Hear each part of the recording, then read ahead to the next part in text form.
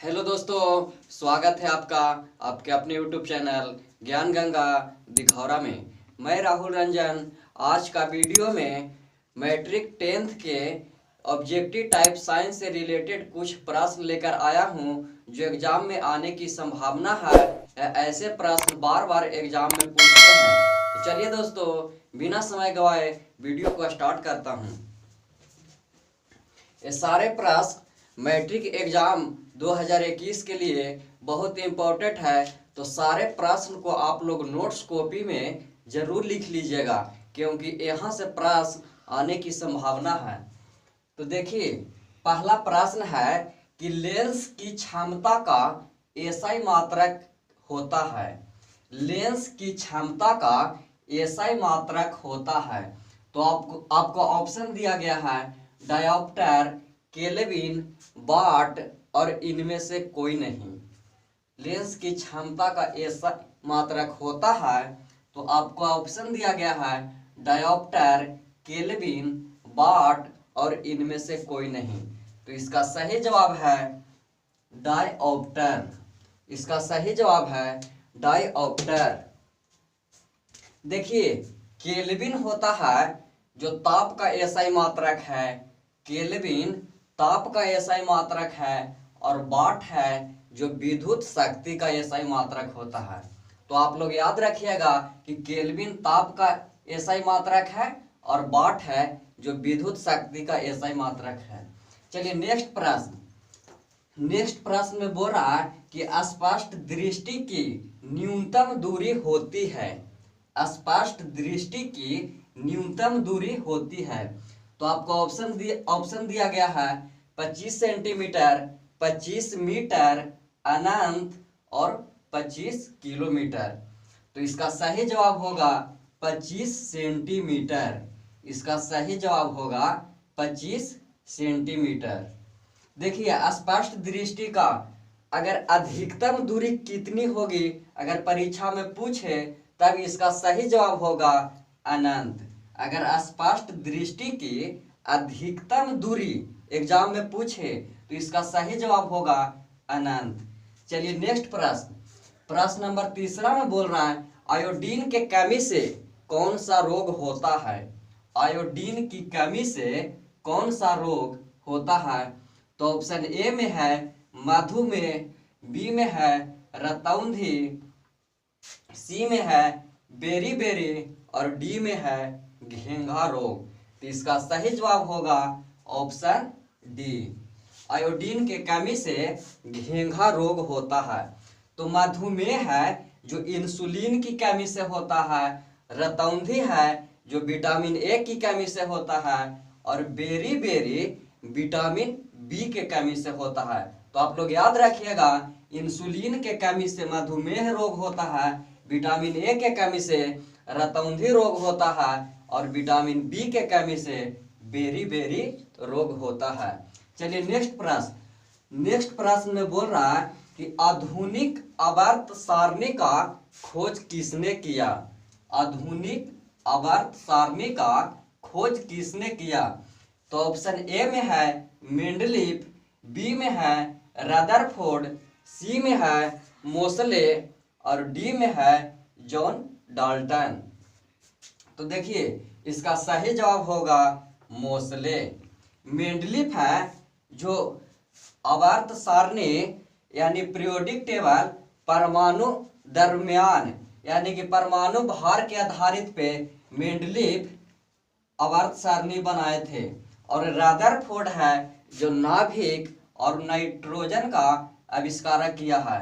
Rutherford अगर पूछे कि नाभिक का खोज किसने किया है तो रदरफोर्ड, उसी प्रकार नाइट्रोजन की खोज किसने किया है तो भी इसका जवाब होगा रदरफोर्ड। तो आधुनिक आवर्त सारणी का खोज किसने किया तो इसका सही जवाब होगा मोसले। और जॉन डाल्टन था जो परमाणु सिद्धांत बताए थे। तो परमाणु का सिद्धांत किसने दिया था, तब उसका जवाब होगा जॉन डाल्टन। चलिए नेक्स्ट प्रश्न, कौन सा अधातु विद्युत का सुचालक है। कौन सा अधातु विद्युत का सुचालक है। तो ऑप्शन ए में है सल्फर, बी में है ग्रेफाइट, सी में है क्लोरीन और ऑप्शन डी में है फास्फोरस।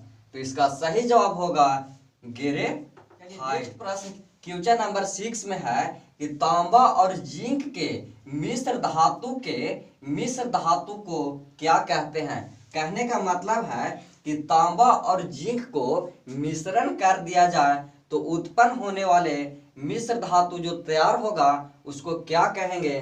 तो इसका सही जवाब होगा पीतल। इसका सही जवाब होगा पीतल। जैसे कि पूछता है कि सोल्डर किसका मिश्र धातु है, तो सोल्डर एग्जाम में जब पूछता है तो इसका सही जवाब हो जाएगा टीन और सीसा।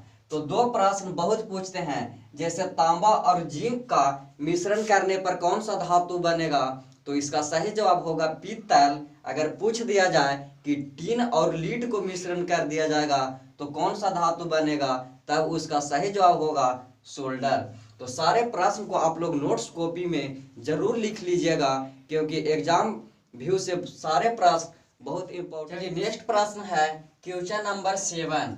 तो क्वेश्चन नंबर 7 में पूछ रहा है कि साइड मिरर में कौन सा दर्पण प्रयोग होता है। कार या कोई भी मोटर गाड़ी में साइड में जो मिरर रहता है उसमें कौन सा दर्पण प्रयोग करते हैं। तो इसका ऑप्शन है अवतल दर्पण, ए में, बी में है उत्तल दर्पण, सी में है दोनों और डी में है समतल दर्पण। तो देखिए इसका सही जवाब होगा उत्तल दर्पण। कोई भी गाड़ी में जो साइड मिरर में प्रयोग करते हैं जो उत्तल दर्पण होता है, तो इसका सही जवाब होगा उत्तल दर्पण। चलिए नेक्स्ट प्रश्न है क्वेश्चन नंबर 8। नेक्स्ट पूछ रहा है कि कार के हेडलाइट में कौन सा दर्पण प्रयोग होता है। कार के हेडलाइट में, जो कोई भी गाड़ी के हेडलाइट में जो दर्पण लगा हुआ रहता है वह कौन सा दर्पण रहता है। तो इसका ऑप्शन ए में है उत्तल दर्पण, बी में है समतल दर्पण, सी में है अवतल दर्पण और ऑप्शन डी में है कोई नहीं। कि तो इसका सही जवाब होगा अवतल दर्पण। कार के हेडलाइट में जो दर्पण लगा हुआ रहता है वह दर्पण अवतल दर्पण होगा। तो इसका सही जवाब होगा अवतल दर्पण। चलिए नेक्स्ट प्रश्न है, बर्फ का गलना कौन सा परिवर्तन है। बर्फ का गलना कौन सा परिवर्तन है। तो इसका ऑप्शन ए में है रासायनिक परिवर्तन, बी में भौतिक परिवर्तन, सी में कि दोनों, कि डी में है कि इनमें से कोई नहीं। तो बर्फ का गलना जो चेंज करने के बाद फिर पहले वाले रूप में जब आ जाते हैं तो वो परिवर्तन भौतिक परिवर्तन होता है। तो बर्फ गल जाता है और फिर पिछले अवस्था में भी आने की चांस रहती है, तो वैसे परिवर्तन में भौतिक परिवर्तन होगा। लेकिन अगर दूध से दही बन जाए यानी पिछले अवस्था में फिर नहीं लौटते हैं तो वैसी परिवर्तन को रासायनिक परिवर्तन कहते हैं। तो दूध से दही बनना अगर एग्जाम में पूछे कि कौन सा परिवर्तन होगा तो उस जगह पे आप लोग रासायनिक परिवर्तन में टिक आउट कीजिएगा। तो यहाँ पे पूछ रहा था कि बर्फ का गलना कौन सा परिवर्तन है, तो इसका सही जवाब होगा भौतिक परिवर्तन। चलिए नेक्स्ट प्रश्न में पूछ रहा है कि किस रंग का तरंगदैर्घ्य सबसे ज्यादा होता है। किस रंग का तरंगदैर्घ्य सबसे ज्यादा होता है। तो ऑप्शन ए में है लाल रंग, ऑप्शन बी में है बैंगनी रंग, ऑप्शन सी में है हरा रंग और ऑप्शन डी में है पीला रंग। तो किस रंग का तरंगदैर्घ्य सबसे ज्यादा होता है। तो इसका सही जवाब होगा लाल रंग। इसका सही जवाब होगा लाल रंग। अगर पूछे कि किस रंग का तरंगदैर्घ्य सबसे कम होता है तो उस जगह पे आप लोग आंसर कीजिएगा, यानी इसका सही जवाब होता है बैंगनी रंग। अगर तरंगदैर्घ्य सबसे ज्यादा पूछे तो लाल रंग का, अगर तरंगदैर्घ्य सबसे कम पूछे तो बैंगनी रंग उसका सही जवाब होता है। चलिए नेक्स्ट प्रश्न, किस रंग का प्रकीर्णन सबसे ज्यादा होता है। किस रंग का प्रकीर्णन सबसे ज्यादा होता है। तो ऑप्शन ए में है लाल रंग, ऑप्शन बी में है बैंगनी रंग, सी में है कि इनमें से दोनों, कि डी में है कि इनमें से कोई नहीं। तो किस रंग का परिकीर्णन सबसे ज्यादा होता है? तो इसका सही जवाब होगा बैगनी रंग। देखिए, अगर वर्ण विक्षेपण पूछे कि किस रंग का वर्ण विक्षेपण सबसे ज्यादा होता है, तो उस जगह भी आप लोग बैगनी रंग टिक आउट कीजिएगा। अगर पूछे कि सबसे कम वर्ण विक्षेपण किस रंग का होता है, तो उस जगह पे सही जवाब होगा लाल रंग। चलिए नेक्स्ट प्रश्न में बोल रहा है कि मानव नेत्र के किस भाग पर प्रतिबिंब बनता है? मानव नेत्र के किस भाग पर प्रतिबिंब बनता है? तो ऑप्शन ए में है कॉर्निया, ऑप्शन बी में है परितारिका, ऑप्शन सी में है पुतली और ऑप्शन डी में है रेटिना।